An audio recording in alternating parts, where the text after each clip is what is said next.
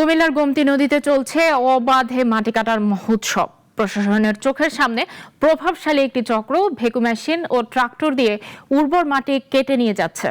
বিক্রি করা হচ্ছে ইটভাটা, রাস্তা ভরাট সহ অন্যান্য নির্মাণ কাজে।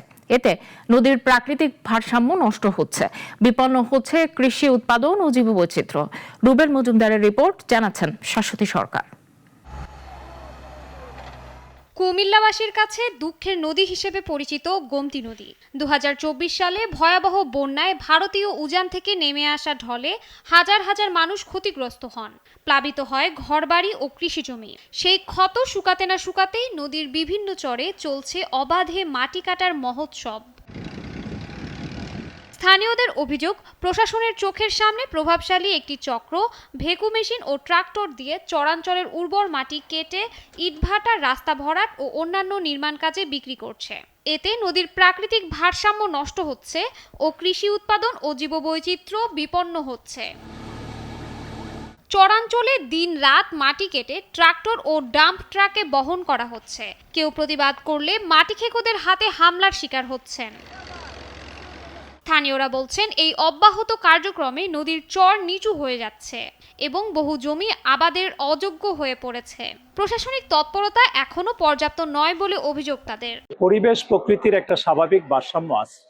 এই ভারসাম্যটা যখন বিঘ্নিত হয় তখনই নানা রকম দুর্যোগ এবং দেশের জন্য ভয়ানক একটা পরিস্থিতির সৃষ্টি হয়। এরকম ভাবে মাটি নিতে যাইয়া নদীর যে আইল আছে, আইলের নিকটবর্তী স্থানে পর্যন্ত গভীর গর্ত করে ফেলি।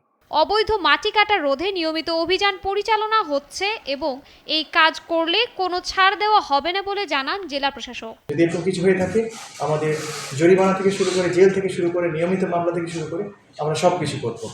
এইখানে সুযোগ নেই। আমাদের দলমত নির্বিশেষে আমাদের জনপ্রতিনিধিরা যেভাবে চেয়েছেন, আমাদের মন্ত্রী মহোদয়, এমপি মহোদয়, আমাদের অন্যান্য দপ্তর সংস্থার যে দায়িত্ব, সব কিছু মিলেই আমরা এটা আশা করছি যে এটা আমরা প্রতিরোধ করবো।